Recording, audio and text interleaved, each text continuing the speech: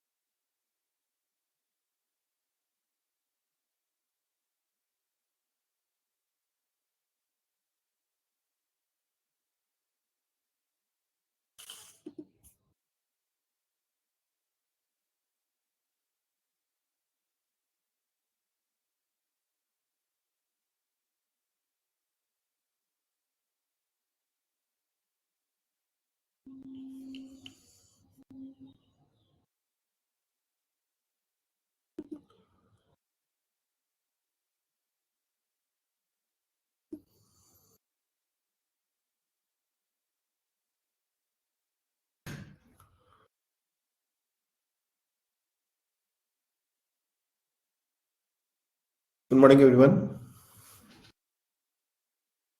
Good morning, sir.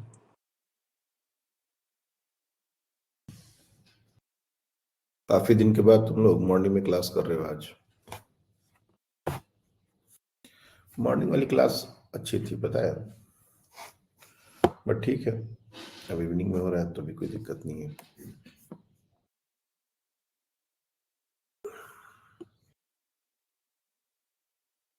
Spring block system, कल हमने spring block system के बारे में कुछ बेसिक बातें करी थी। इफ यू सी,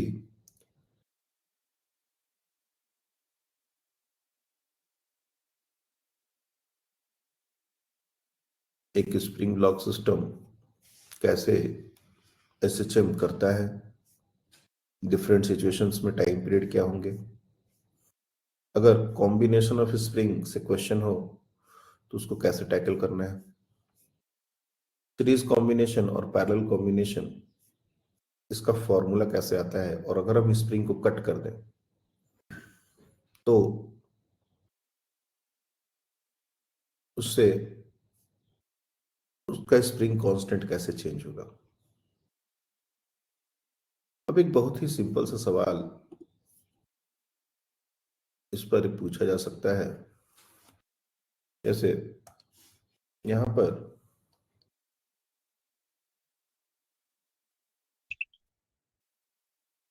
एक फ्रिक्शनलेस सरफेस पर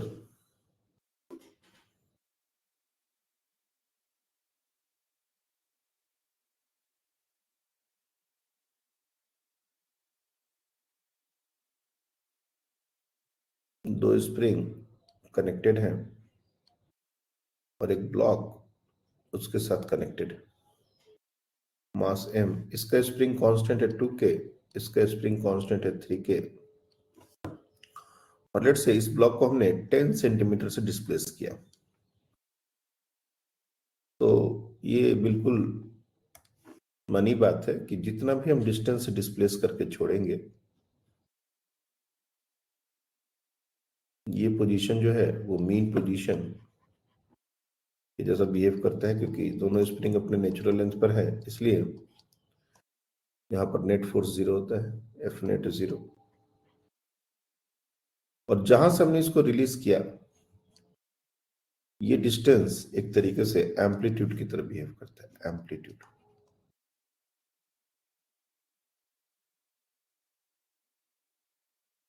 तो ये ब्लॉक को अगर 10 सेंटीमीटर से छोड़ा हमने, तो इस पॉइंट के अबाउट ये वापस आएगा, फिर इधर भी जाएगा, यहां पर जाएगा 10 सेंटीमीटर से, और इस तरीके से ये एसएचएम परफॉर्म करेगा। नाउ द क्वेश्चन इज, ये जो पॉइंट है P, what is the amplitude of point P?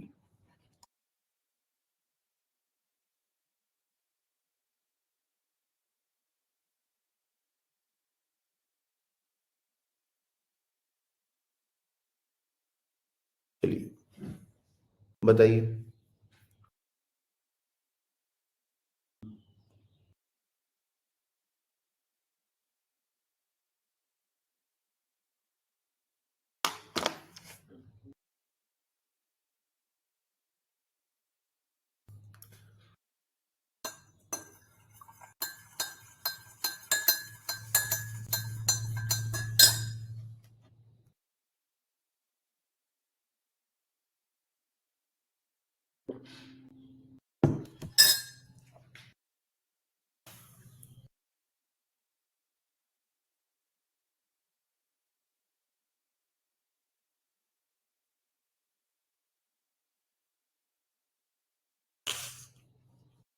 और ये सब बहुत सिंपल क्वेश्चंस हैं, मैं बता रहा हूं, इसमें कोई बहुत बड़ा कैलकुलेशन, बहुत बड़ा स्टेप, ज्यादा नंबर ऑफ स्टेप्स, ऐसा कुछ भी नहीं है।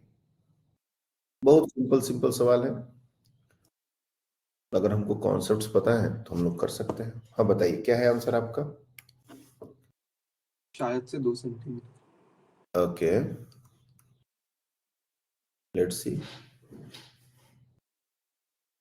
और कोई आंसर देना चाहेगा?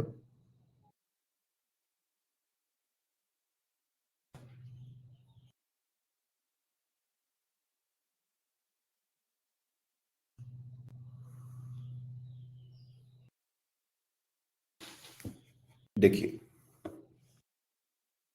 जब हम इस ब्लॉक को एक्सट्रीम पोजीशन पर रखते हैं, तो डेफिनेटली ये जो पी पॉइंट है, ये भी अपने एक्सट्रीम पोजीशन पर जाएगा, और जितना डिस्टेंस ये जाएगा, लेट्स से x1, वो इस स्प्रिंग का एक्सपेंशन होगा। क्योंकि हमने कल ही बताया था कि दोनों में एक्सपेंशन अलग अलग होंगे, x1 और x2, ये दोनों मिलके total distance which is 10 centimetre ये कंट्रीब्यूट करने वाले हैं। और x1 x2 में जो दूसरा रिलेशन बनने वाला है कि फोर्सेस जो होंगे 2k x1 that must be equal to 3k x2। तो यहां से x1 बाई x2 3/2 ये आने वाला है।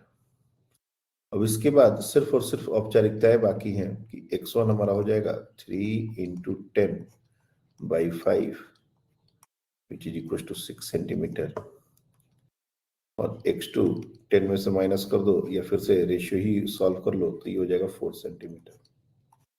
यानी कि इस ब्लॉक को जब हमने 10 सेंटीमीटर से डिस्प्लेस किया था, तो ये पॉइंट कायदे से देखा जाए तो 6 सेंटीमीटर से डिस्प्लेस हुआ था। आपको कहोगे सर बाकी का 4 सेंटीमीटर, बाकी का 4 सेंटीमीटर ये स्प्रिंग एक्सपैंड हुआ, और ये 6 से ये हो गया, 4 से ये हो गया, तो कंबाइंडली ये 10 सेंटीमीटर एक्सपैंड हो गया। तो अगर पी पॉइंट का एम्पलीट्यूड की बात किया जाए, तो this is 4 centimetre, sorry 6 centimetre.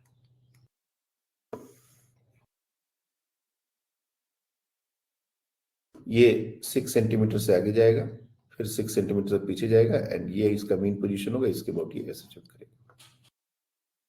आई बात समझ में?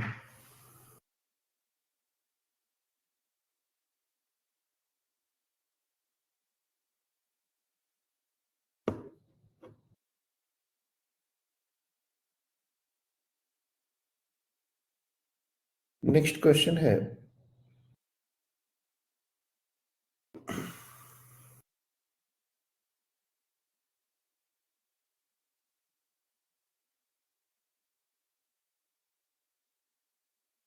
ये हमारा कोई ब्लॉक है, जो फ्रिक्शनलेस सरफेस पर एसएचएम कर रहा है, और हमने इसके ऊपर एक स्मॉल एम मास को जस्ट प्लेस कर दिया और इन दोनों के बीच में फ्रिक्शन है, और वो फ्रिक्शन कोएफिशिएंट हमको दिया गया है। क्वेश्चन है, what is the maximum amplitude?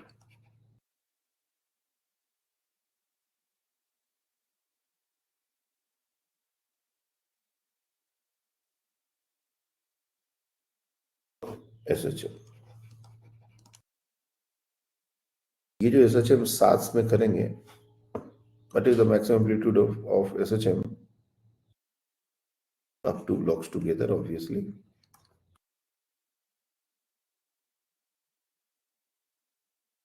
दोनों साथ में एसएचएम करें, इसके लिए मैक्सिमम एम्पलीट्यूड हम क्या दे सकते हैं?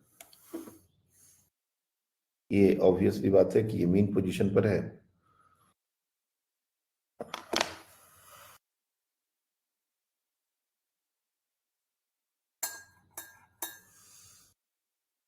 बताइए।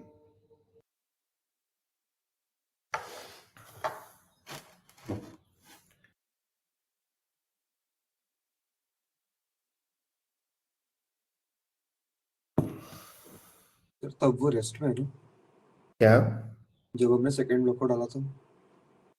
सेकेंड? नहीं, हमने ब्लॉक को पुट नहीं किया, ये इंटायर सिस्टम ही ऐसा है। हम पुट करने वाला भी क्वेश्चन देंगे, बट अभी ये पुट नहीं किया हमने। अभी हमने दोनों को शायद दे दिया है, बोला है कि इसको साथ में एसएचएम करने के लिए मैक्सिमम एम्पलीट्यूड क्या दे सकते हैं, यानी कि अगर उससे ज्यादा एम्पलीट्यूड देंगे तो स्लाइडिंग शुरू हो जाएगी, दोनों साथ साथ मूव नहीं करेंगे, कुछ ऐसी बात है। और स्प्रिंग कांस्टेंट भी दिया जाएगा, definitely spring constant is given as के।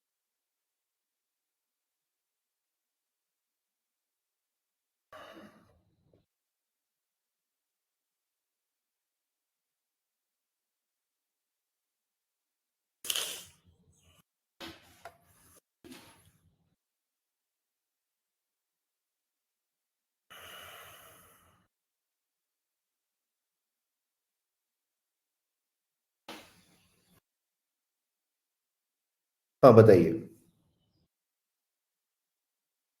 Mu small mg by k। Your answer is mu small mg small by m g upon k, ये वाला।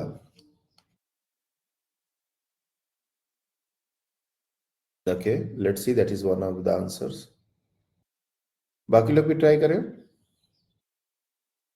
कहाँ गई आप? क्या आध्या, क्यों, क्या कर रहे हो तुम लोग? सॉल्व करो जल्दी जल्दी,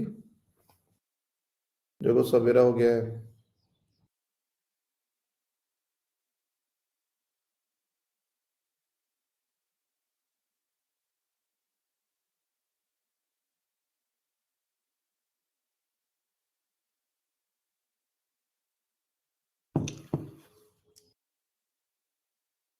देखो, ये सब क्वेश्चन में बच्चों को तकलीफ जाता है, और ये सब क्वेश्चन बहुत ही फ्रिक्वेंटली पूछे जाने वाले क्वेश्चन है, एक एक लाइन में बनने वाले क्वेश्चन है। मैं जितने भी क्वेश्चन कराऊंगा मोस्टली सब एक एक दो दो लाइन वाले क्वेश्चन है।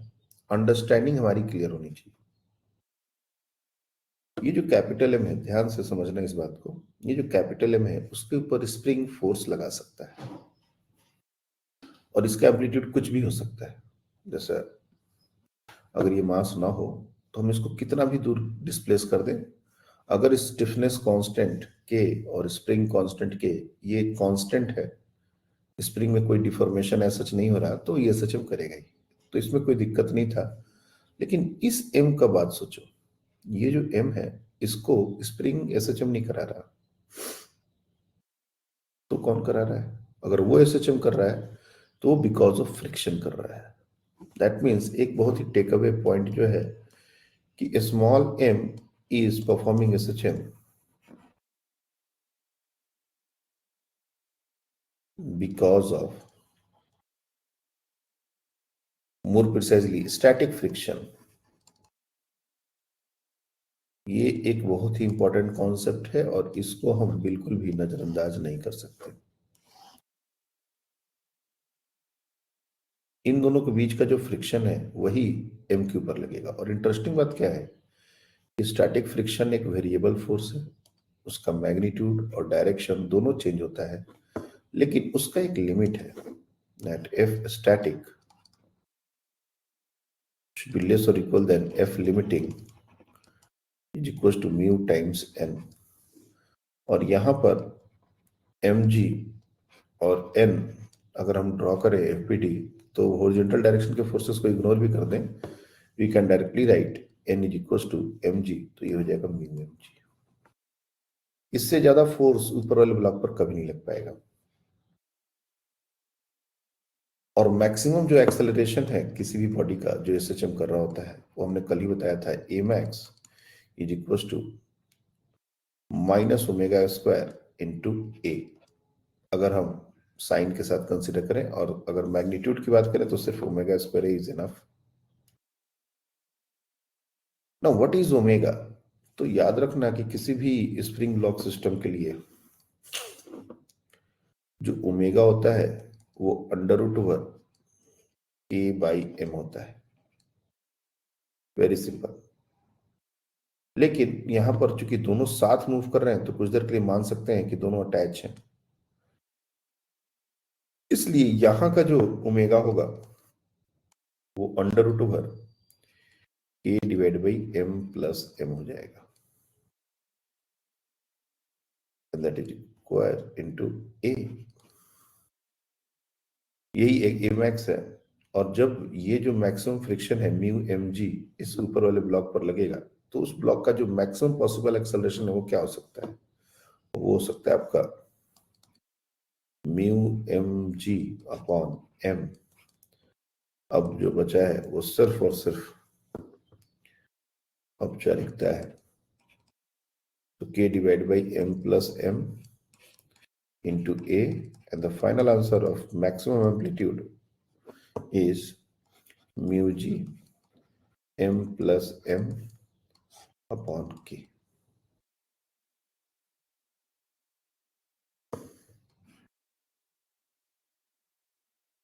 आई बात समझ में?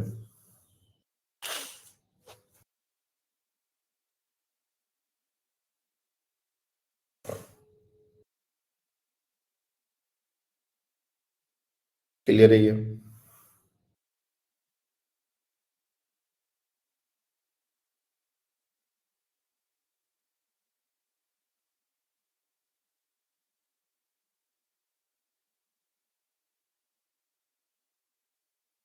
अगर हम इसमें स्लाइड चेंज करें, इस क्वेश्चन में बस एक छोटा चेंज, सब कुछ सेम है। इस बार जो स्प्रिंग है वो नीचे वाले के साथ अटैच नहीं किया हमने, स्मॉल एम के साथ अटैच कर दिया, और कैपिटल एम अभी भी वैसे ही है, दोनों के बीच में फ्रिक्शन वैसे ही है, स्प्रिंग कांस्टेंट के वैसे ही है, यहाँ पर फ्रिक्शन 0 है। Again question is also same.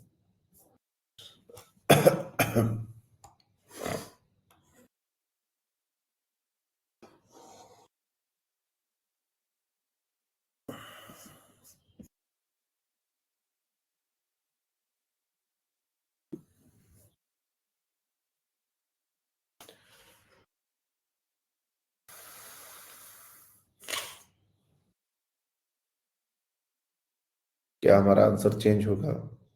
क्या हमारा आंसर वही रहेगा? अगर चेंज होगा तो क्या होगा? वही रहेगा तो क्यों रहेगा?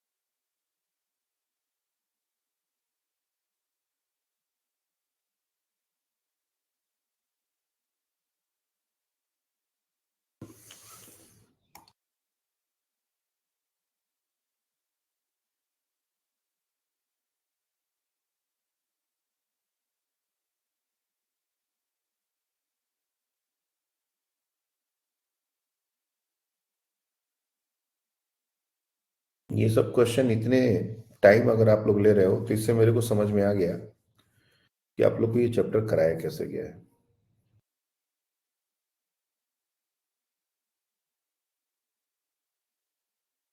कोई भी टीचर कितना भी स्मार्ट हो, एक्सपर्ट हो, उसको बच्चों के साथ टाइम चाहिए ही होता है। अगर हम टाइम नहीं दे रहे बच्चों के साथ तो हम आइंस्टीन भी हुए तभी हम नहीं पढ़ा पाएंगे। और सबसे बड़ा दिक्कत है टाइम का। They don't give time, they only finish syllabus. और ये चीज तुम लोग अब धीरे धीरे बहुत अच्छे से रियलाइज कर भी रहे होगे, क्योंकि हमने क्वेश्चन में कोई ट्विस्ट नहीं किया, अभी कुछ भी नहीं किया, बहुत सिंपल क्वेश्चन है। ओके, देखो यहां पर अभी भी वापस एक सिनेरियो लगभग सिमिलर है। कैपिटल एम के ऊपर डायरेक्ट कोई भी फोर्स नहीं लग रहा। अगर कैपिटल एम साथ में एसएचएम कर रहा है तो डेफिनेटली इन दोनों के बीच का जो फ्रिक्शन है वही रिस्पॉन्सिबल है। मतलब यहां पर फिर से एक स्टेटमेंट हम बना सकते हैं, capital m is doing SHM because of static friction. और एक इंटरेस्टिंग बात मैं बता दूं कि स्टैटिक फ्रिक्शन का वैल्यू स्प्रिंग के पोजीशनिंग से चेंज नहीं होगा। दैट मीन्स यहां पर भी अगर हम नॉर्मल और एमजी ड्रॉ करें तो वैसे ही बिल्कुल होगा जैसे पिछले क्वेश्चन में हुआ था। इसलिए जो हमारा स्टैटिक फ्रिक्शन है, एफ स्टैटिक इज लेस और equal than F limiting is equal to mu times N is equal to mu M g, ये अभी भी वैसे ही रहेगा। बट इस बार स्मॉल एम के एक्सेलरेशन के लिए स्प्रिंग एनफ है, कैपिटल एम का एक्सेलरेशन हमको फ्रिक्शन से मिलने वाला है। जो भी एसएचएम के लिए रिक्वायरमेंट होगी एक्सेलरेशन की वो फ्रिक्शन देगा कैपिटल एम को। तो ए max of capital M can be mu mg by capital M। इससे ज्यादा एक्सेलरेशन कैपिटल एम का हो ही नहीं सकता। और इसी वैल्यू को हम ओमेगा स्क्वायर ए से इक्वेट कर देंगे, क्योंकि यही मैक्सिमम एक्सेलरेशन हो सकता है एसएचएम का। और ओमेगा क्या है? ओमेगा स्प्रिंग के पोजीशनिंग से चेंज नहीं करेगा as far as two block are moving together. Again ये divide by M plus M under root over, ये भी वैलिड है। तो यहां से mu M g divide by M is equal to a divided by m plus m into a, and the final answer is a is equals to m plus m divided by m mu mg by k. This is our amplitude. तो answer same नहीं होगा, थोड़ा different होगा. You can see mu g m plus m by k. यहाँ पर mu g m plus m ये तो है, बट एक स्मॉल एम और कैपिटल एम का टर्म एक्स्ट्रा आ गया. तो थोड़ा चाहो तो रीअरेंज कर लो पिछले आंसर को देखते हुए. ये पूरा पार्ट पिछले आंसर का था, लेकिन इसमें एक small m by capital m का टर्म एक्स्ट्रा आ रहा है.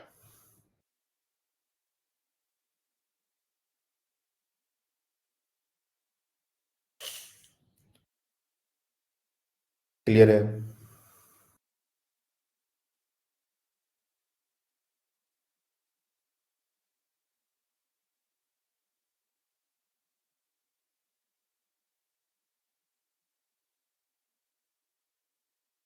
सब लोग ऐसे शांत पड़ गए. समझ आ रही है बातें या फिर मैं और एक बार एक्सप्लेन करूं?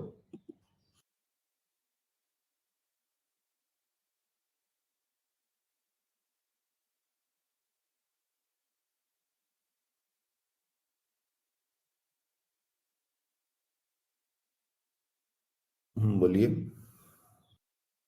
सर इसको हम लोग फ्रिक्शन मतलब सिंपल जो हमने मैकेनिक्स में सीखा था उसके थ्रू कर सकते हैं क्या? जैसे एम्पलीट्यूड को हम लोग एक्स पकड़ लेंगे और स्प्रिंग का फोर्स के एक्स उसके हिसाब ओके. से. तो हाँ, सर तो क्योंकि स्प्रिंग ऑफ आंसर फोर्स अगर दोनों ब्लॉक को अलग अलग ट्रीट करोगे तो यही क्वेश्चन 5 से 6 स्टेप का हो जाएगा. आंसर यही आएगा. हाँ सर थोड़ा लंबा है, इस मेथड से थोड़ा लंबा जा हाँ, रहा है. डेफिनेटली उसमें टाइम बहुत ज्यादा लगेगा, उसमें लिखना बहुत ज्यादा पड़ेगा. और अगर हम ये मैक्सिमम एक्सेलरेशन को सोच पा रहे हैं, जो कि 2 ब्लॉक सिस्टम हमने कराया है, तो ये एक्सेलरेशन सोचना कोई बड़ी बात नहीं है. जिस ब्लॉक पर डायरेक्ट फोर्स लगता है उसके दूसरे ब्लॉक का एक्सेलरेशन, यही तो तरीका होता था 2 ब्लॉक सिस्टम का. तो all you need to do is doing this. हमने तो इतना सारा सिर्फ परफॉर्मा बनाया है, एक्चुअली यही तो करना है. मैक्सिमम एक्सेलरेशन, अब जैसे ऊपर वाले ब्लॉक का मैक्सिमम एक्सेलरेशन 2 ब्लॉक सिस्टम का याद हो तो ये म्यू जी होता था. तुम सीधे म्यू जी को ओमेगा स्क्वायर ए से बराबर कर देते तो इतना भी नहीं लिखना पड़ता, एक लाइन में आ आंसर आ जाता. तो पॉइंट ये है कि ये क्या है, उसी चीज को हमने सिंप्लीफाई कर दिया है. बाकी लेंदी मेथड तो बहुत सारे हैं. क्वेश्चन का डायग्राम बहुत हद तक अब चेंज नहीं होने वाला, लेकिन क्वेश्चन की वैरायटी चेंज होगी. सपोज ये हमारा एक स्प्रिंग ब्लॉक सिस्टम है, नेचुरल लेंथ पर है अपने, कैपिटल एम लिख लो. और इस बार मैं नीचे वाले मास को जैसे 2m दे देता हूं, 2m. और इसको हमने मीन पोजीशन से a डिस्टेंस से डिस्प्लेस किया. नो डाउट, अगर ये a डिस्टेंस से डिस्प्लेस होगा तो a एम्पलीट्यूड से ही ये मीन पोजीशन के अबाउट SHM करेगा. यही हमारा पहला क्वेश्चन का आज पॉइंट था. नाउ इसके ऊपर हमने एक स्मॉल m मास जेंटली प्लेस किया, लेकिन ये कब कर रहे हैं, ये हम अलग अलग सिनेरियो बनाएंगे.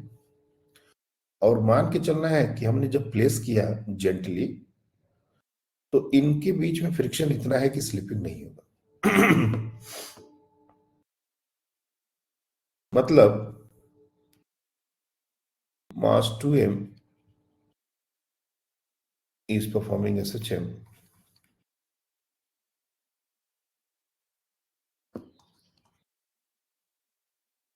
with amplitude A.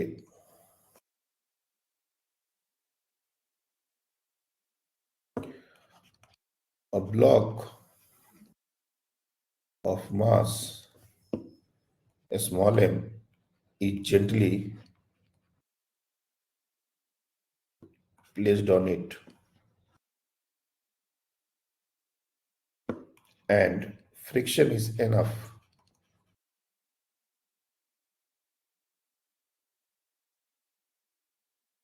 to prevent slipping.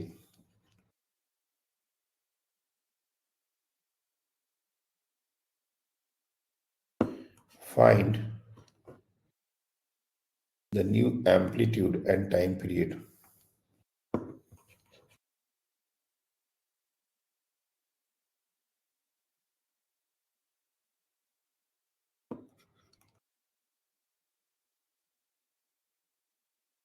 Find the new amplitude and time period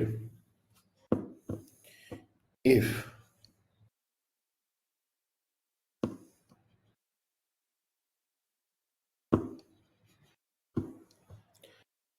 पहला question, small m is placed at its extreme position.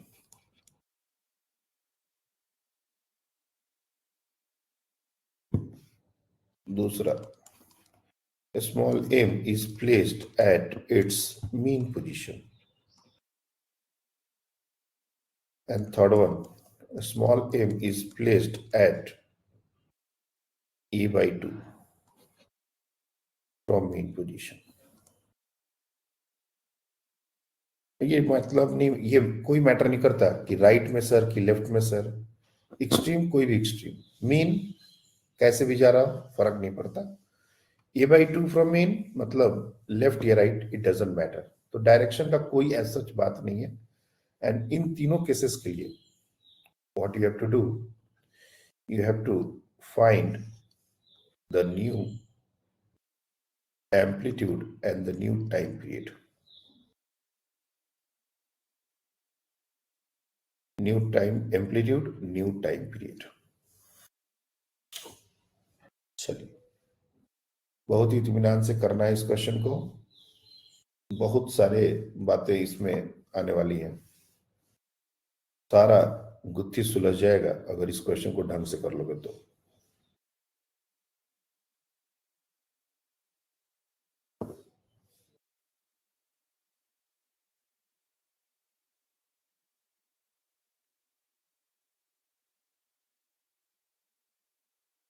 So basically, it is a combination of 6 questions.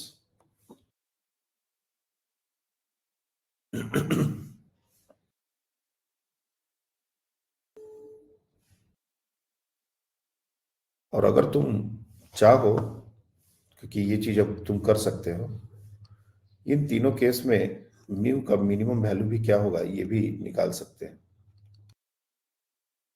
ताकि sleeping ना हो। What should be the mu minimum? 9 question हो गए, पहले question note कर लो।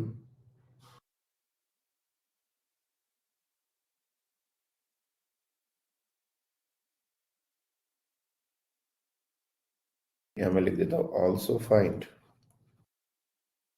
The minimum value of mu for each case.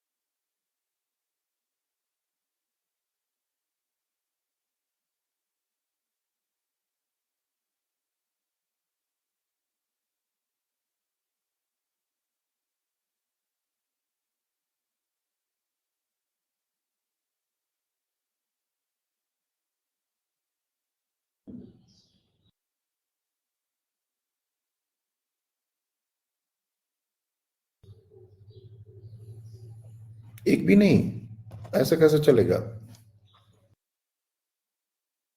कोई एक रो तो फिल करो। ओके चलो, हाँ बताइए। सर वो थर्ड वाला बाकी है, पहले तो आ गए। अच्छा चलो, पा रही तो बता दो। सर उसका मैक्सिमम एम्पलीट्यूड ए होगा। Okay, time period 2 pi under root 2 pi into root m plus 3m by k 2 pi under root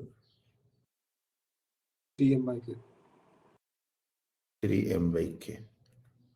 और म्यू मिनिमम? सर वो निकालता हूँ, वो क्वेश्चन बाद में देखना। ओके ठीक है।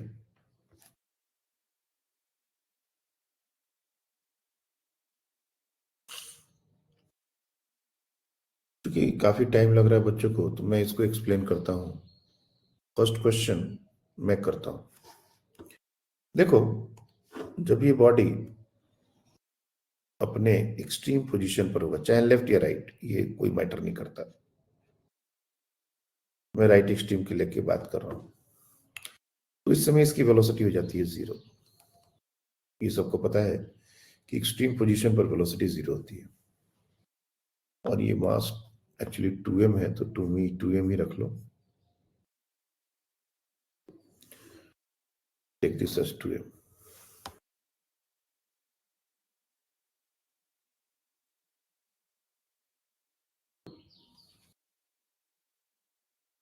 और जेंटली जैसे ही हमने उसके ऊपर एक ब्लॉक रख दिया, क्योंकि ये रेस्ट में है, तो ये भी धीरे से उसके ऊपर रेस्ट में ही आ गया।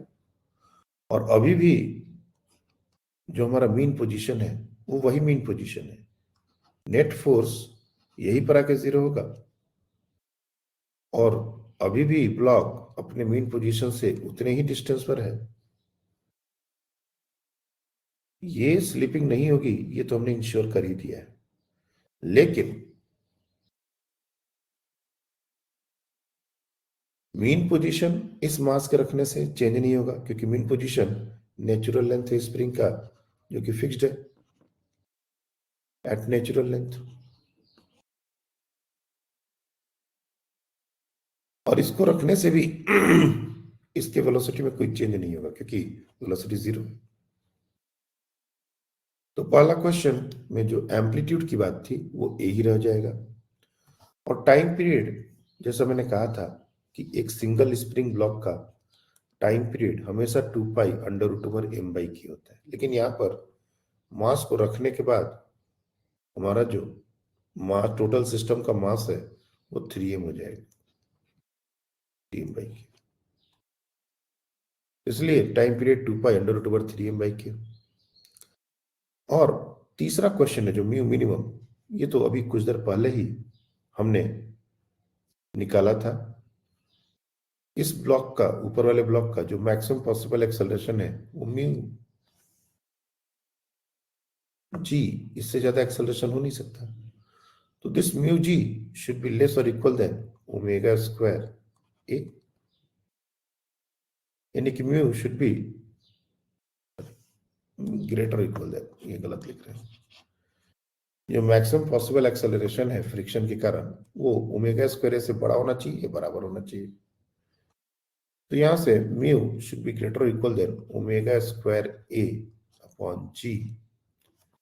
और यहां से आ जाएगा mu minimum omega square, omega हमारा होगा k/3m under root over, square कर देंगे तो k/3mg।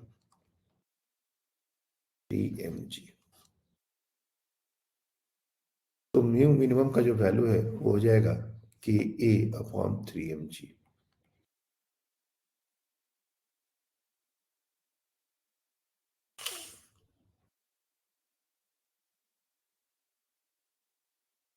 तो ये फर्स्ट पार्ट हुआ, लेकिन अभी भी 2 क्वेश्चन बचे हुए हैं, ट्राई कीजिए।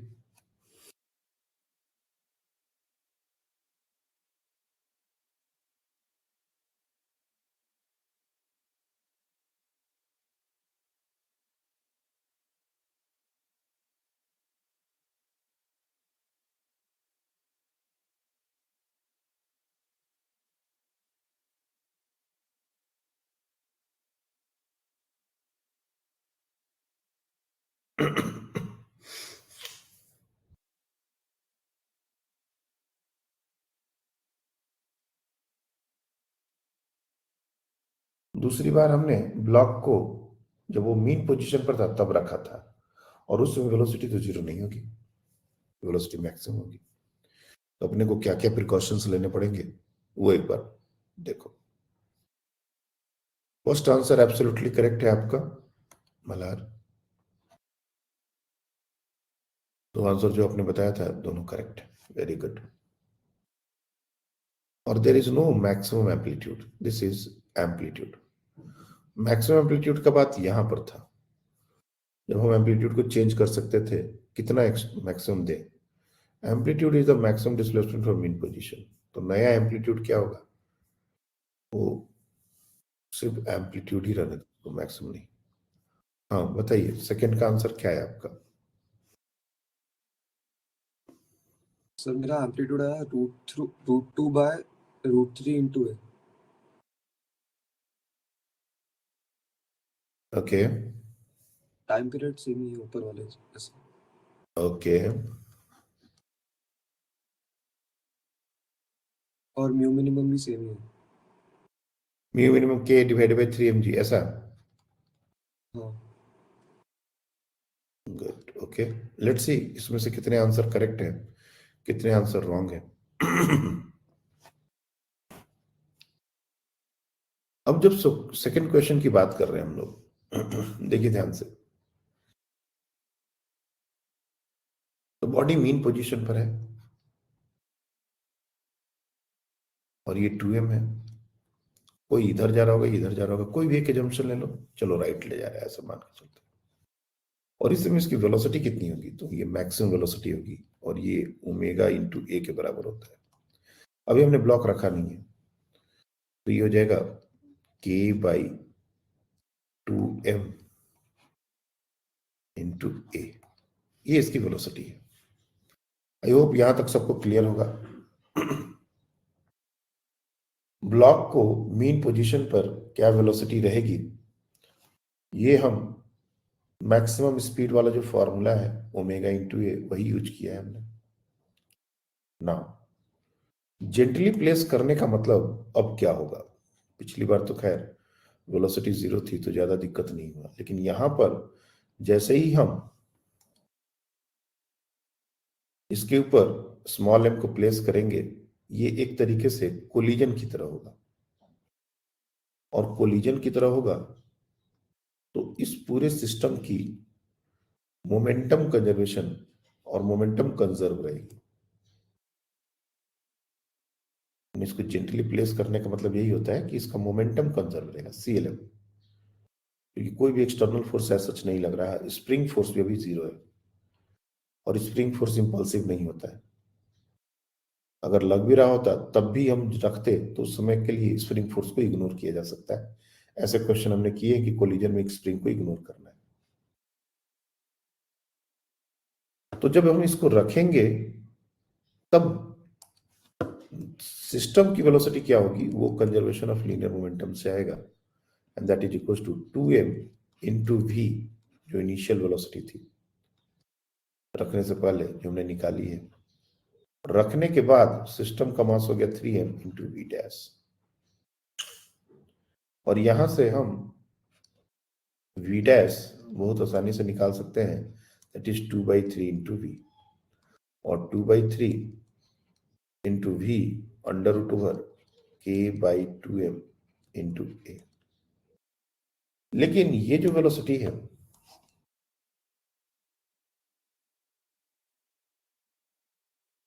ये मैक्सिमम वेलोसिटी होगी अब जो मोशन हो रहा है SHM उसका, क्योंकि मीन पोजीशन पर ही बॉडी है, मीन पोजीशन पर वेलोसिटी मैक्सिमम होती ही है। इसलिए हम लोग इस टर्म को, ये जो v डैश आया है, इसको ओमेगा डैश इंटू ए डैश इसके साथ इक्वेट कर सकते हैं। ये न्यू ओमेगा है और ये नया एम्पलीट्यूड है, और न्यू ओमेगा इसको निकालने के लिए कोई ज्यादा तकलीफ नहीं है, ये k/3m होगा बस। तो फिर यहां से a डैश बहुत आसानी से निकाला जा सकता है। So 2/3 under root over k/2m into a is equals to a/3m into a dash. अब k will get cancelled, m will get cancelled. अब अगर तुम देखोगे तो ये 2 इसके अंदर आएगा तो √2 बन जाएगा, ये √3 इधर जाएगा तो ये भी रूट के अंदर आ जाएगा। तो यहां से सीधे सीधे हम a डैश को बोल सकते हैं √2/√3 into a। Very very good. तो फर्स्ट आंसर बिल्कुल आपका सही है। ये जो सेकेंड पार्ट है, अगेन मास को हमने किस पोजीशन पर रखा है ये बिल्कुल भी मैटर नहीं करता टाइम पीरियड के लिए। Time period is always 2πm/k where m is the entire mass single spring block system के लिए। इसमें कहीं कोई लाग लपेट नहीं है। तो चाहे हम मीन पोजीशन पर रख रहे हो, एक्सट्रीम पोजीशन पर रख रहे हो, कहीं बीच में रख रहे हो, इससे कहीं कोई लेना देना नहीं है। तो ये आंसर तो बिल्कुल सही है। इवन हम बिना सोचे और बिना ज्यादा बात किए थर्ड वाले का भी आंसर अगर इसका 2π3m/k लिख दें तो कोई बुराई नहीं है, बिकॉज ये वही होना है। अब बात आती है म्यू मिनिमम की कि ये आंसर सही है क्या। तो म्यू मिनिमम के लिए अगेन हम लोग यही लॉजिक लगाएंगे, म्यू जी शुड बी ω² है, और यहां पर जो म्यू मिनिमम आया है k इंटू a/3mg। लेकिन अब ये जो a होगा ये हमारा a डैश होगा। ओमेगा अगेन इसमें और इसमें दोनों में सेम है। सेकेंड सिचुएशन में भी ओमेगा हमारा वही है जो पहले वाले से केस में था, लेकिन a हमारा चेंज हो चुका है। इसलिए अगर हम सेकेंड वाले सिनेरियो की बात करें तो यहां से जो हमारा फॉर्मूला आया था म्यू मिनिमम का, एक तरीके से ये हमारा आया था k इंटू a/3mg। अब यहां पर हो जाएगा k into a dash upon 3mg, और a डैश क्या है तो ये हो जाएगा √2/3 ka अपॉन 3mg।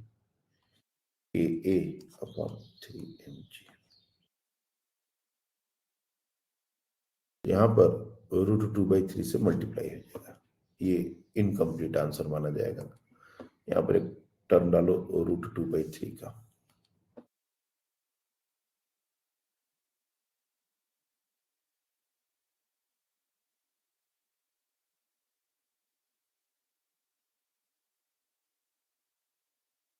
अब लास्ट वाला दो ही कॉलम बाकी है, दो ही आंसर्स निकालने हैं। चलिए ट्राई कीजिए।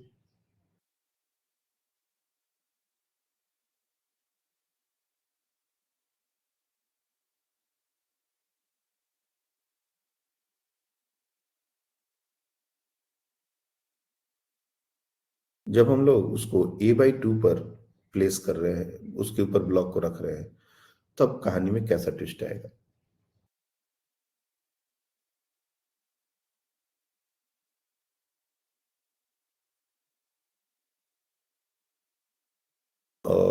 कोई किसी बच्चे ने एक्चुअली क्रॉस क्वेश्चनिंग नहीं की।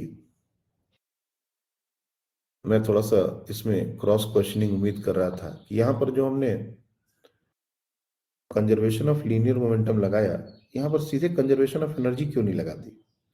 लाइक m को रखा था, उसके पहले जो काइनेटिक एनर्जी ब्लॉक की थी 2m half into 2m into v², we know the v's। जब हमने m को रख दिया तो अब जो कम काइनेटिक एनर्जी होगी वो पहले की काइनेटिक एनर्जी के बराबर होगी। ये करके हमने काइनेटिक एनर्जी वेलोसिटी क्यों नहीं निकाला। मैं यहां पर लिख रहा हूं, देखो ध्यान से, why we did not do this half into 2m into whatever v we have calculated, and that must be equals to half into 3m into v dash square। ये करके भी तो हम v डैश निकाल सकते थे। क्या ये v डैश सेम आएगा? बिल्कुल भी नहीं आएगा।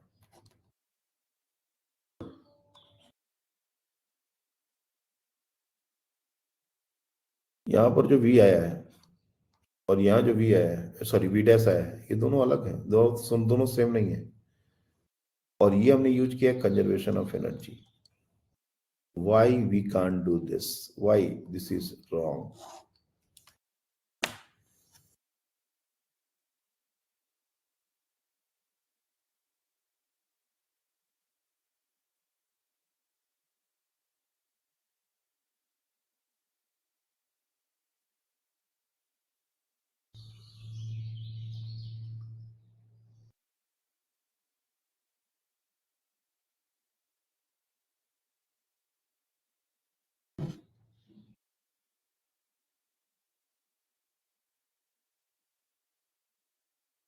ऐसा इसलिए हुआ क्योंकि जब हम ब्लॉक को प्लेस करते हैं तो मैंने बार बार वर्ड यूज किया collision. It is a kind of collision, और ये कोई इलास्टिक कोलिजन नहीं है.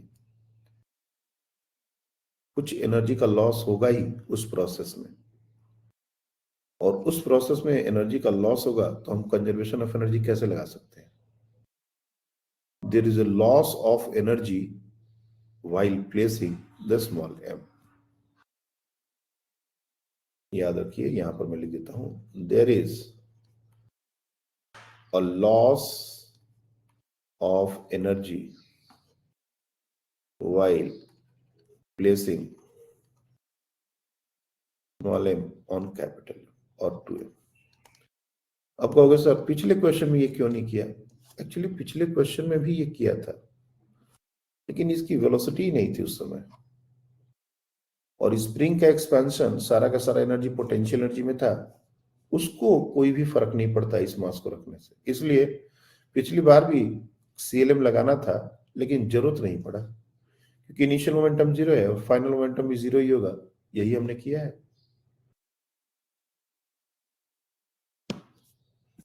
अब इतनी सारी बातें इस क्वेश्चन पर हमने बकबक कर दी, तो आई उम्मीद, मेरे को थोड़ा सा ये उम्मीद है कि इस बार तुम लोग इन दोनों का सही आंसर निकालोगे. देखते हैं कितने लोग निकालते हो. हाँ बताइए. Sir a/√6. a/√6. Let's see.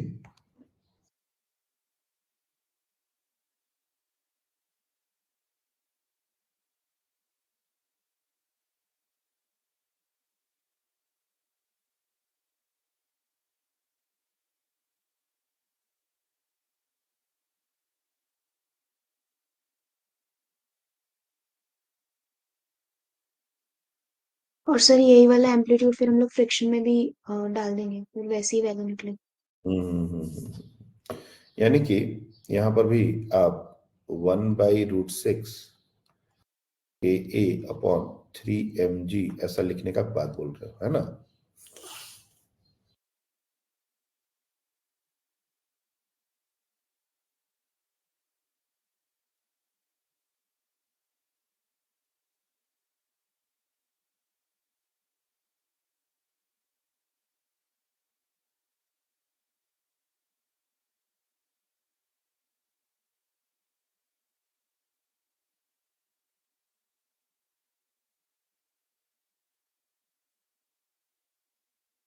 Okay, ध्यान से देखना.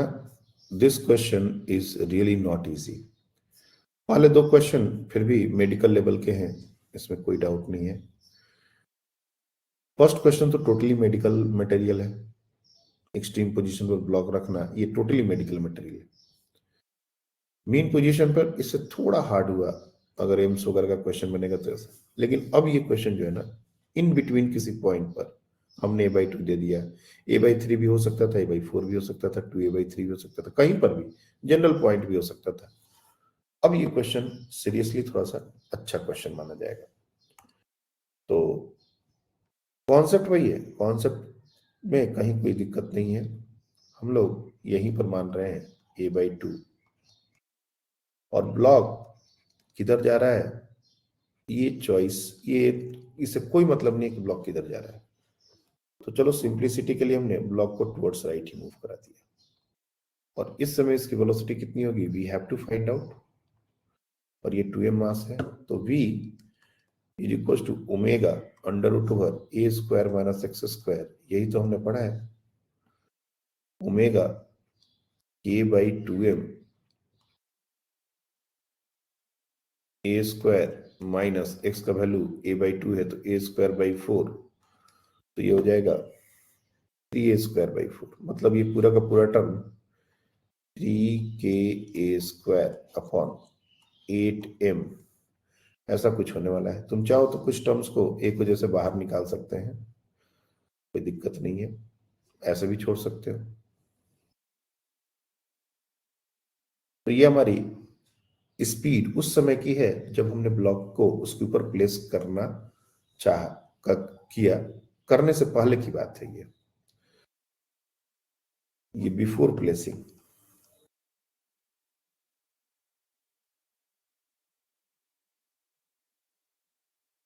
अब जब इसको प्लेस कर दिया जेंटली, तो जो नई वेलोसिटी होगी कंबाइंड सिस्टम की, क्योंकि फ्रिक्शन इनफ है प्रिवेंट स्लिपिंग, तो ये तुरंत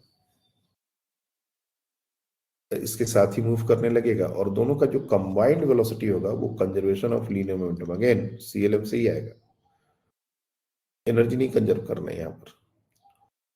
तो 2m into v is equal to 3m into v dash. अब m will get cancelled, v dash is equals to 2/3 into v, 2/3 under root over ka² or rather 3k² upon 8m। अब इस 3 को अंदर लेके जाएंगे तो 3² बन जाएगा, 3 कैंसिल आउट, 2 को अंदर लेके जाएंगे तो ये 4 बन जाएगा। तो देखोगे ये ka² अपॉन 6m कुछ ऐसा टर्म आ जाएगा। ये नई वेलोसिटी है। अब हम आद्या से पूछेंगे, आद्या आप बताइए इसके बाद आपने क्या किया? How did you? अमल, आपका आंसर अलग है या सेम है? सर मेरा आंसर जो सेकंड में था वही आया था, पर वो लग नहीं रहा था इसलिए नहीं बोला, क्योंकि उसके सेकंड में जो बाद आंसर वो आया था वही आया था। सर, क्योंकि उसके बाद जो v डैश होगा वो तो वही होगा ना, a ओमेगा इंटू √3/2, क्योंकि उस पॉइंट पे क्या होंगी उसकी वेलोसिटी। नहीं नहीं नहीं नहीं नहीं नहीं, नहीं। ओके आद्या, आपका बताइए इसके बाद आपने क्या किया? ये लॉजिक यहां तक आपने किया होगा होपफुली। हाँ सर। इसके बाद v डैश आ गया, इसके बाद क्या किया आपने? सर एम्पलीट्यूड तो कैसे मैंने निकाला? तो जैसे पहले निकाला था वैसे ही किया था मैंने, जैसे पहले पहले क्वेश्चन में किया। तो पहले क्वेश्चन में तो उस पॉइंट पर वेलोसिटी मैक्सिमम थी, directly omega dash a dash हमने लगा दिया था। यहां पर वेलोसिटी मैक्सिमम तो नहीं है, मीन पोजीशन तो है नहीं। अब जो लास्ट पार्ट है इसके लिए ओमेगा कैसे निकालें? तो जो भी हमारा वेलोसिटी है, if you see body is at a distance of a/2, ये सारी कहानी a/2 पर हो रही है। और नया ओमेगा हमको पता है, नया omega omega dash k/3m under root over, यही है नया ओमेगा। प्लेस करने के बाद ओमेगा चेंज हो गया है, इसलिए जो नई वेलोसिटी हमने निकाली है v डैश को हम लोग लिख सकते हैं omega dash under root over a dash square minus x², again the same formula where x is again a/2। अभी भी a हमारा a/2 ही होगा, क्योंकि हमारा वो पोजीशन पर ही ये सारी कहानी हो रही है। अब देखो v डैश को पुट कर दो ka² upon 6m under root over is equal to omega dash को पुट कर दो k/3m, और ये हो जाएगा a² माइनस a²/4। हर तरफ रूट है, उसको हटा दो, तो ये हो जाएगा ka² upon 6m is equal to k/3m into 3a² upon 4। This k will get cancelled, this 3m से ये 2 टाइम्स में जाएगा, और सॉरी a डैश स्क्वायर है ना, ये a डैश है ना,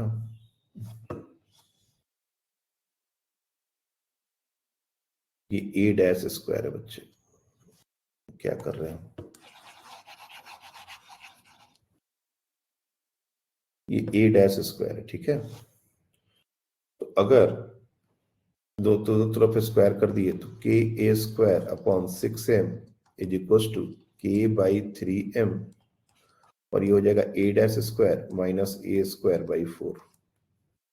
नया एम्पलीट्यूड ए डैश है, याद रखना।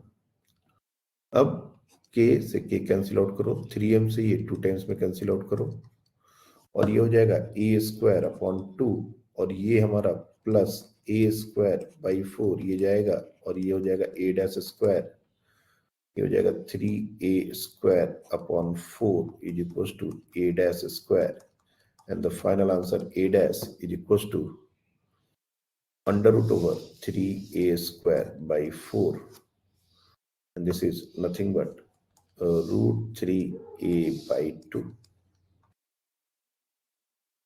तो एम्पलीट्यूड जो होगा वो रूट 3a बाई 2 होगा। और भी तरीके हैं इसको, लेकिन और दूसरा तरीका और ज्यादा लंबा होगा। ये सबसे इजीएस्ट तरीका है, ये रॉन्ग आंसर है।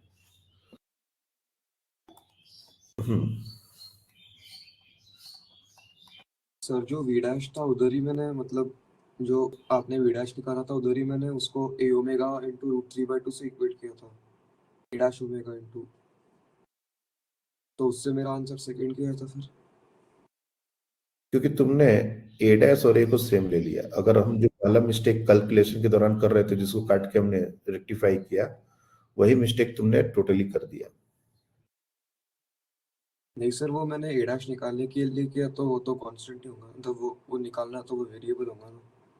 नहीं, तो आपने जो ये माइनस, ये माइनस करके ही लिख रहे हो ना, root 3/2 a dash minus A square by 4, ऐसा क्यों होगा? मतलब ये जो तुम ओमेगा इंटू ए डैश ये क्यों लिख रहे हो? वो मीन पोजीशन तो है नहीं।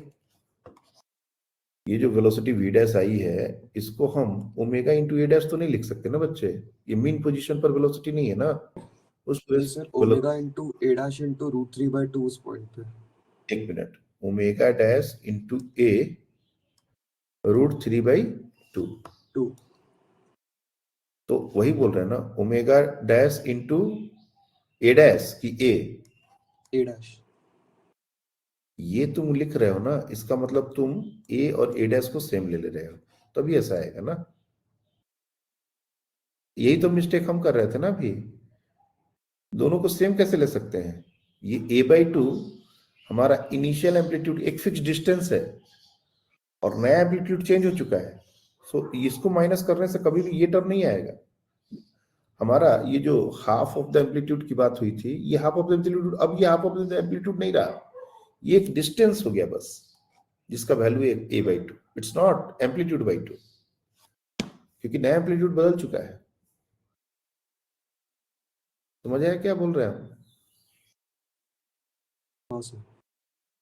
हाँ आद्या, आप क्वेश्चन पूछो। सर मैंने वो अंडर रूट के स्क्वायर बाय 6m को अंडर रूट के बाय 3m इंटू ए डैश से किया था। सर यहाँ पे सिंपल हाँ, ए डैश क्यों नहीं आ सकता? वो मीन पोजीशन है क्या? कहीं भी वेलोसिटी को ओमेगा से इक्वेट कर दोगे? आद्या, सर ओमेगा डैश यूज किया था, but A dash simply A dash क्यों नहीं होगा? अरे एक मेरे को बात बताओ कि ये एसएचएम में हर पॉइंट और वेलोसिटी ओमेगा इंटू ए होती है, ऐसा ऐसा बोल सकते हैं क्या? ये तो मीन पोजीशन पर सिर्फ होता है ना मैक्सिमम वेलोसिटी। हाँ सर, समझ गया। हाँ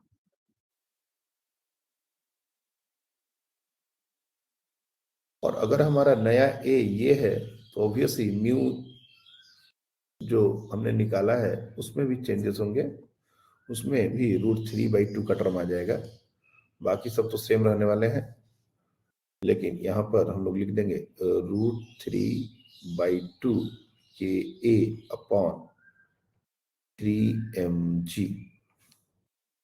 अब 3 से 2 को मल्टीप्लाई करके फाइनल आंसर, और 3√3 कैंसिल आउट भी हो सकता है, तो के ए अपॉन 2√3mg, कुछ ऐसा आंसर लिख सकते हैं हम लोग।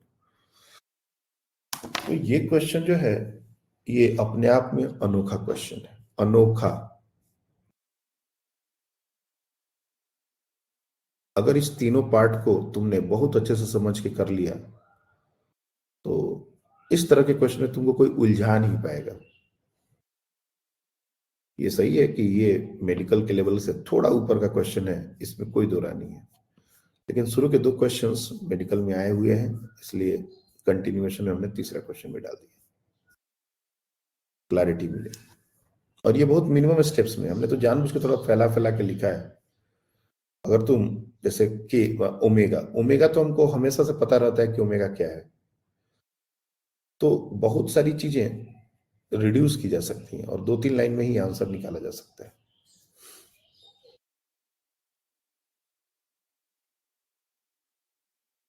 अब ये जितनी भी बातें मैं स्प्रिंग ब्लॉक के लिए कर रहा था अभी तक, ये सब हॉरिजॉन्टल डायरेक्शन में था। अब हम लोग बात करेंगे वर्टिकल डायरेक्शन में कि अगर हमारे स्प्रिंग ब्लॉक वर्टिकल डायरेक्शन में हो तो क्या क्या ट्विस्ट आता है। जैसे हमारा एक स्प्रिंग ब्लॉक है इस तरह से, के और एम, इसमें दो ऑप्शंस होते हैं। पहला ऑप्शन होता है spring is at its natural length,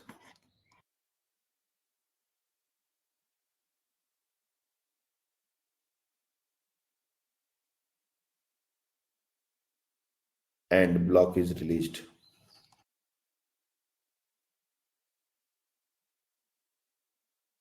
from rest। ये फर्स्ट वैरायटी ऑफ क्वेश्चंस है। और इसी में दूसरा वैरायटी जो होता है वो होता है block is in equilibrium already.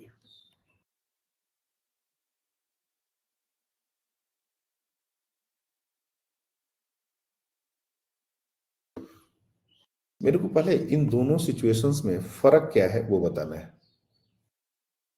अगर कोई भी एक सिचुएशन इसमें से हम लें तो क्या टाइम पीरियड अलग आ जाएगा, क्या क्या चेंजेस होंगे, क्या सेम रहेगा, ये पूरा एनालिसिस हमको बताना है। वर्टिकल डायरेक्शन में हमने स्प्रिंग ब्लॉक, दो सिनेरियो जनरली होते हैं, और भी हो सकते हैं बट ये दो बहुत कॉमन है। क्या इन दोनों में फर्क समझ आ रहा है?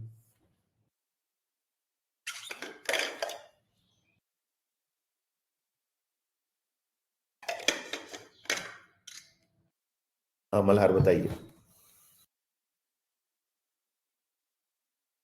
सर जो ऊपर वाली सिचुएशन है उसमें जो ब्लॉक है वो उसके मेन पोजीशन पे नहीं है, वो उसके ओके थोड़े मतलब थोड़े ऊपर है वो। तो जब ओके हम उसको रिलीज, जो स्प्रिंग है वो नेचुरल लेंथ पे जब नहीं होंगी तभी उसका इक्विलिब्रियम आएगा ब्लॉक का। ओके तो उसको निकालने के लिए हम जो आपने बताया था उस टाइम उसको लेके बराबर करेंगे तो हमें kx को इक्वेट करना पड़ेगा mg बाय k से, मतलब तभी फोर्स जीरो होगा नेट फोर्स ब्लॉक पे। बराबर तो उससे बिल्कुल जो सही। इक्विलिब्रियम पोजीशन है वो mg बाय k नीचे आएंगे गुड और यही उसका मैक्सिमम एम्पलीट्यूड होने वाला है। Okay. What about the second one? What is the difference in second one? Sir वो ऑलरेडी mg बाय k पे है। मतलब ऑलरेडी स्प्रिंग में एक्सपेंशन mg बाई k पर है ना? हाँ गुड। देखो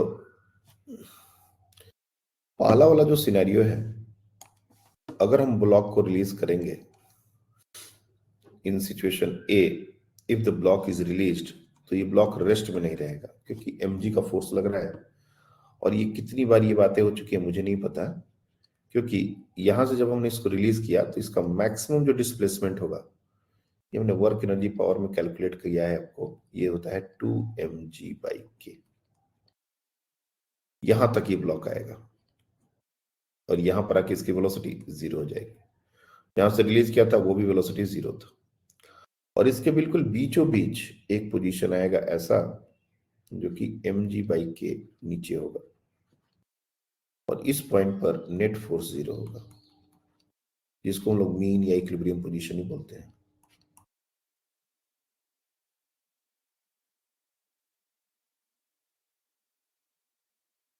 इसका मतलब कि ये जो ब्लॉक है ये इस पोजीशन के अबाउट, इस मीन पोजीशन के about mg/k, that is going to be our amplitude. और उस एम्पलीट्यूड से एसएचएम करना शुरू करेगा। तो the block will perform SHM with amplitude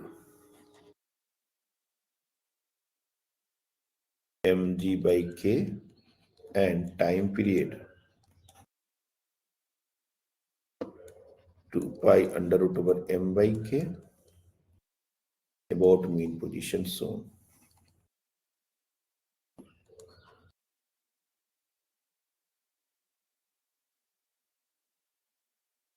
ये होने वाला है।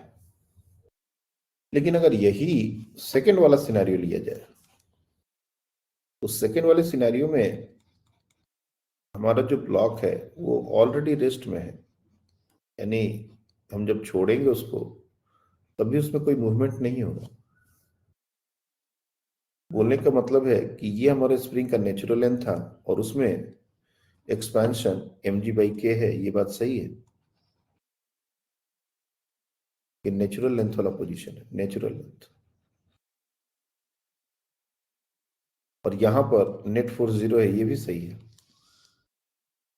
लेकिन हम इसको अगर छोड़ेंगे तो ये कुछ नहीं करेगा। हाँ, इसको अगर हम डिस्प्लेस करते हैं चाहे ऊपर या नीचे, और कितने से डिस्प्लेस करते हैं ये टोटली आवर चॉइस। जितने से करेंगे उतने से ही ये एसएचएम करने वाला है।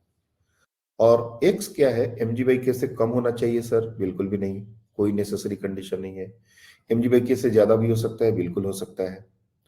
Whatever displacement that we are going to supply, with that amplitude this mass is going to perform SHM.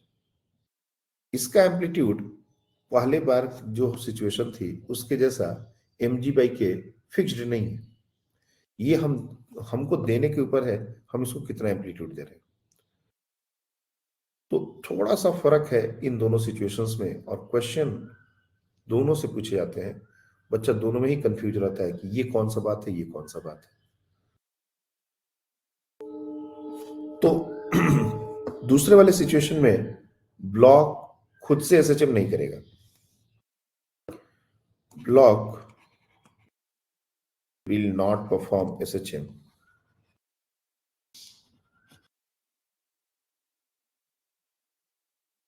by itself. खुद से तो नहीं करेगा। If we give a further expansion or compression,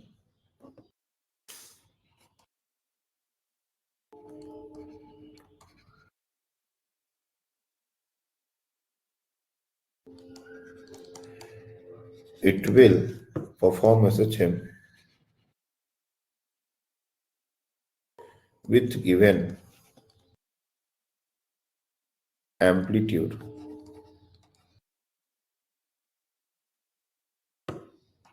and time period will be equals to 2 pi under root over m by k. Time period में कहीं कोई फर्क नहीं पड़ता। टाइम पीरियड यहां भी वही था, यू सी, टाइम पीरियड यहां भी वही था, टाइम पीरियड यहां भी वही है। इसमें सिर्फ फर्क एम्पलीट्यूड का है, एम्पलीट्यूड अलग हो जाता है। और वर्टिकल डायरेक्शन में स्प्रिंग के साथ बहुत सारे क्वेश्चन बनते हैं। एक तो बहुत कॉमन क्वेश्चन यही है कि स्प्रिंग अपने नेचुरल लेंथ पर है और ब्लॉक को रिलीज कर दिया तो maximum expansion in the spring क्या होगा। ये वर्क एनर्जी पावर का एक फेवरेट क्वेश्चन हुआ करता है, पता नहीं हमने कितनी बार पूछा है एग्जाम्स में, ये कितनी बार आया है। बच्चे बहुत कंफ्यूज करते हैं, वो mg by k आंसर कर देते हैं जबकि आंसर 2mg by k होता है। तो ये दोनों सिनेरियो आपको अच्छे से क्लियरली डिफरेंशिएट करने आना चाहिए। इन दोनों में फर्क क्या है। तुम जितने से इस ब्लॉक को, ये जो नीचे वाला ब्लॉक है, इसको जितने से डिस्प्लेस कर दोगे, खींच के नीचे ला दो या उसको पुश करके ऊपर कर दो और छोड़ दो, तो ये उतनी ही एम्पलीट्यूड से एसएचएम करने वाला है। इसमें देना पड़ेगा एम्पलीट्यूड, और उसमें ऑलरेडी एक फिक्स्ड एम्पलीट्यूड है और वो है mg by k।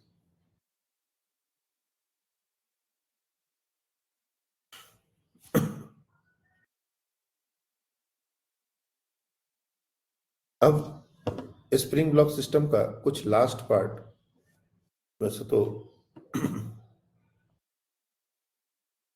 चलिए हम लोग इसमें एक पुली इन्वॉल्व करते हैं। टाइम पीरियड का सवाल है, फाइंड टाइम पीरियड।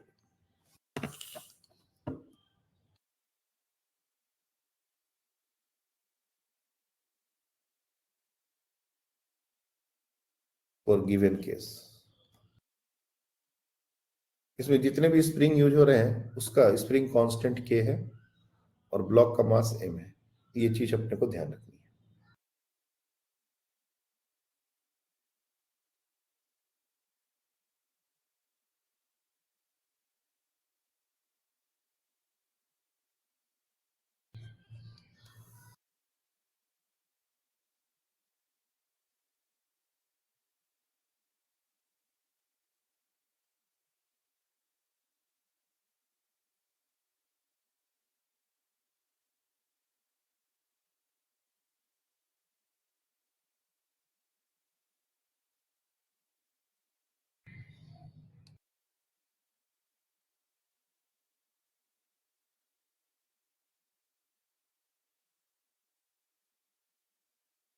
इन तीनों के लिए स्प्रिंग कांस्टेंट k, मास m।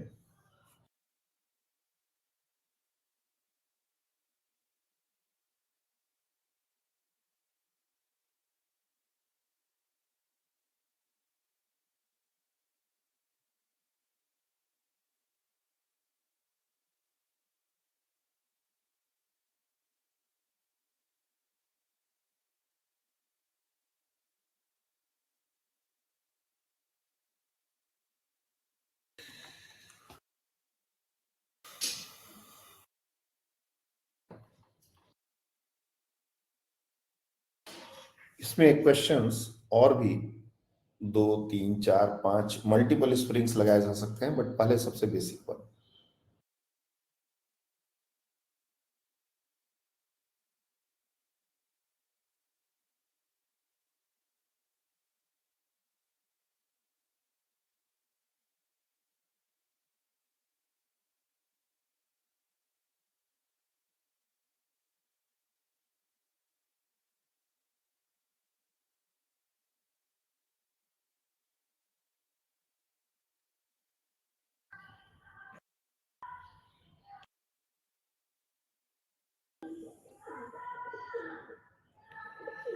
कोई नहीं,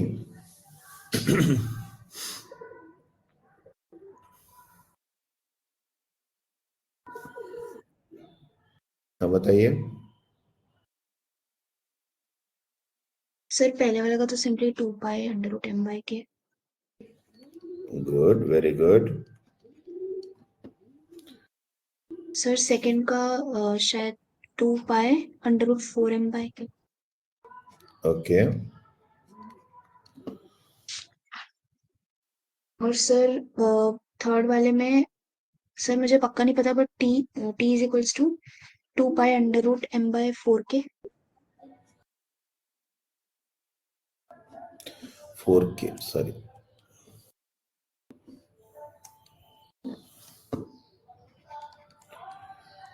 देखो,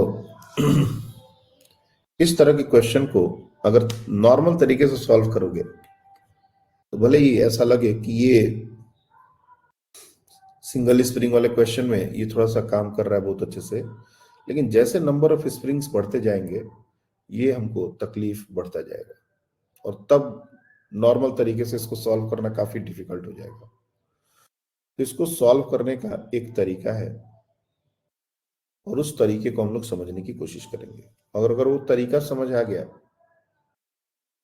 तो एक लाइन में आंसर लिखोगे बिना किसी हेजिटेशन के, ये शायद लगाने का जरूरत नहीं पड़ेगा। और वो तरीका क्या है? 2-3 स्टेप्स होते हैं, बस वो चीज फॉलो करना है। क्यों होता है, कैसे होता है, डिटेल हम नहीं जाएंगे उसमें, क्योंकि वो सरदर्द बढ़ा देगा। अपने को सिर्फ आंसर लिखने आना चाहिए और वो हम बहुत आसानी से कर सकते हैं, इसमें कहीं कोई दिक्कत नहीं। देखो, कोई भी टाइम पीरियड अगर एक ब्लॉक है तो t is equal to 2 pi √over m by whatever be the k equivalent, यही होता है। मतलब 2 pi under root over m into 1 by k equivalent, यही होता है। अगर हम किसी भी तरीके से ये वैल्यू निकाल पाए तो हमको टाइम पीरियड लिखने में बिल्कुल भी टाइम नहीं लगेगा, बस ये 1 बाई के इक्विवेलेंट हमसे निकल जाए। और इसको कैसे निकालें? पहला जो स्टेप है कि तुम ब्लॉक जितने भी हैं उसके ऊपर टेंशन टी स्ट्रिंग जो लगा रहा है डायरेक्टली, उसको टी एज्यूम कर लो। और उसके बाद अब जहां जहां टेंशन हो सकता है वो दिखाओ। जैसे ये टेंशन टी है तो यहाँ भी टेंशन टी हो जाएगा, यानी स्प्रिंग में भी टेंशन टी हो जाएगा। यहाँ पर टी है तो यहाँ पर टी हो जाएगा, स्प्रिंग में टेंशन 2t हो जाएगा। यहाँ टी है तो ऑब्वियस सी बात है इसमें हो जाएगा t/2, स्प्रिंग में भी टेंशन हो जाएगा t/2। तो ये टेंशन वाला जो काम है ये तो हमने न्यूटन्स लॉ में किया ही था। तो सबसे पहले हमको ब्लॉक के ऊपर टेंशन टी रखना है और उसके बाद जहां जहां टेंशन हम दिखा सकते हैं डायरेक्टली दिखाएंगे। खास करके स्प्रिंग के अंदर कितना टेंशन होगा ये हमको पता चल जाएगा। That is the first step. Second step कि जैसे ये स्प्रिंग है तो इसके लिए जो भी इसका टेंशन होगा उसका square divide by what ever with spring constant के। अगर एक से ज्यादा हुए तो सबको ऐड करना पड़ता है, लेकिन चूंकि सब में एक ही है तो अभी के लिए हम यही करेंगे। जैसे फर्स्ट क्वेश्चन की बात करें तो उसमें जो टेंशन है टी उसका स्क्वायर किया और डिवाइड कर दिया उसको स्प्रिंग कांस्टेंट जो भी दिया गया है उससे। और दो होते तो प्लस करके दूसरा का लिखते, तीसरा होता तो तीसरे का लिखते। और ये सबको ऐड करने के बाद फाइनली हमको क्या करना है? फाइनली हमको T square upon k equivalent इससे इक्वेट करना है। तो देखोगे टी कैंसिल आउट हो जाएगा और सीधे 1 बाई के इक्विवेलेंट का वैल्यू आ जाएगा।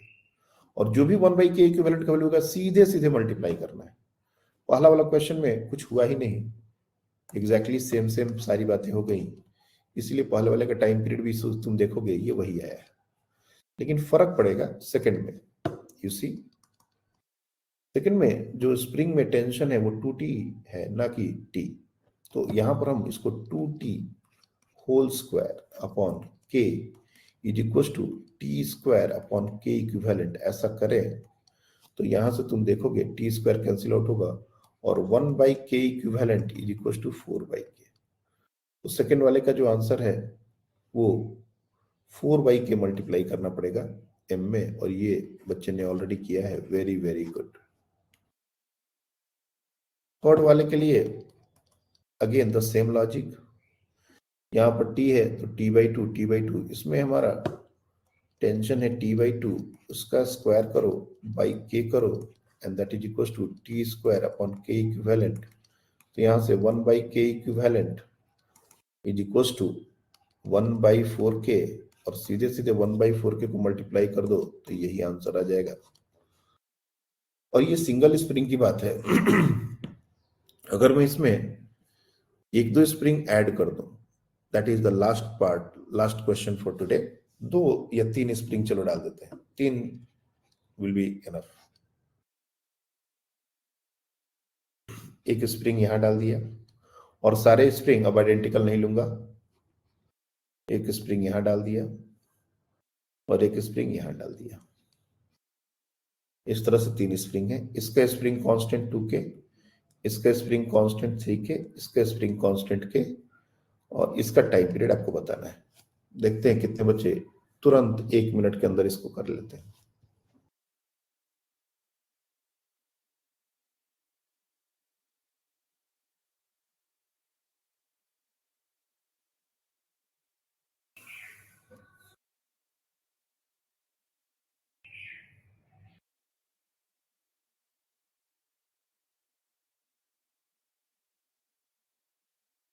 ये टी जो है वो टाइम पीरियड है। थोड़ा सा बच्चे टी टेंशन और टाइम पीरियड के को कंफ्यूज कर जाते हैं, तो इसमें टी जो टाइम पीरियड है वहां पर डायरेक्टली टाइम पीरियड ही लिख देता हूँ पूरा। नहीं तो पता चला कि तुम दोनों को मिक्स करके खिचड़ी पका दी। टी मतलब टेंशन। हाँ बताइए क्या है आंसर?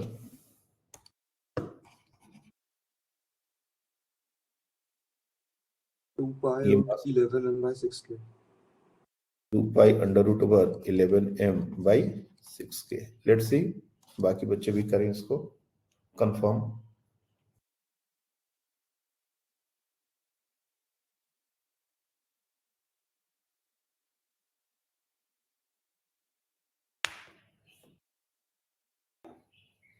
हाँ बताइए Afiya. Same. Very good. Aadya. हाँ सर सेम। 5 मिनट में कॉन्फिडेंस कैसे चेंज हो गया देखे आद्या। ये क्वेश्चन जो सबसे इजी सवाल है उसके आंसर में भी तुम शायद शायद लगा रहे थे, और अभी ये काफी कॉम्प्लेक्स क्वेश्चन है। मतलब हमने कंटिन्यूटी में दिया है तो हो सकता है तुम लोग को लगे कि नहीं ये तो बहुत सिंपल है, लेकिन अगर ये डायरेक्टली दे दिया होता तो हालत सूख गया होता। ये होता है तरीके से मैसेज कन्वे करना।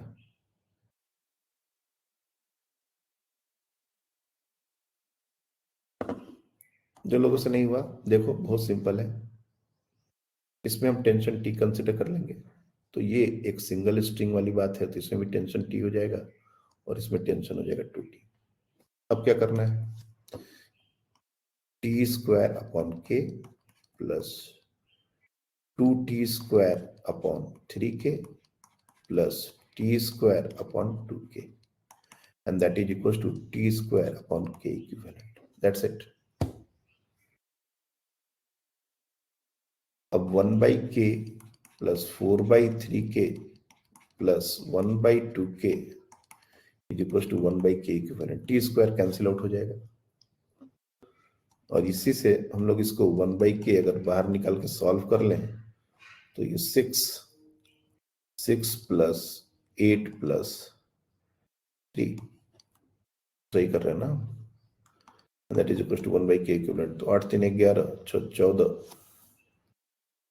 कुछ गड़बड़ की हो क्या तुम लोग? 8 14 3 17 17/6 आ रहा है बच्चे।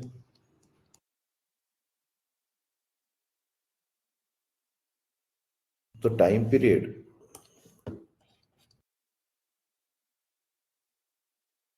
Is equal to 2 pi under root over m into 17k/6।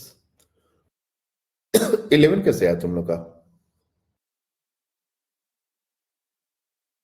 और सबने सेमी आंसर निकाल दिया, ये मतलब ब्लंडर कैसे हुआ? तुम लोग ने ये 2t स्क्वायर को 2 को तो कहीं स्क्वायर करना भूल गए, ऐसा तो नहीं होगा? लग तो वही रहा है। यस यही किए हो तुम लोग, देख रहे हो यहाँ पर बहुत बारीकी से चीजों को देखो। आई बात समझ में? क्या मिस्टेक हुआ है? और सबने सेम ही मिस्टेक किया, ये इंटरेस्टिंग है। ये के ऊपर क्यों लिख दिया हमने, के नीचे होगा ना, यहाँ गलत किया है। हाँ एक मिनट बच्चे, कुछ गलत लिखने हुआ। हाँ बोलो। सर वो 4t स्क्वायर बाय 3k है और डोमिनेटर को 6k करना है तो वो 8 हो जाएगा। फिर 2k वाले इसमें 3 हो जाएगा 11। हाँ 3 दूनी 6 4 दूनी 8 6। क्या कर रहे हो? ये कैलकुलेशन मिस्टेक है क्या कुछ? नहीं नहीं I नहीं mean, सर समझ गया, सही है। 1 plus 1/2 that is 3/2 plus 4/3 that is equals to 1 by k equivalent। अब करके देख लो।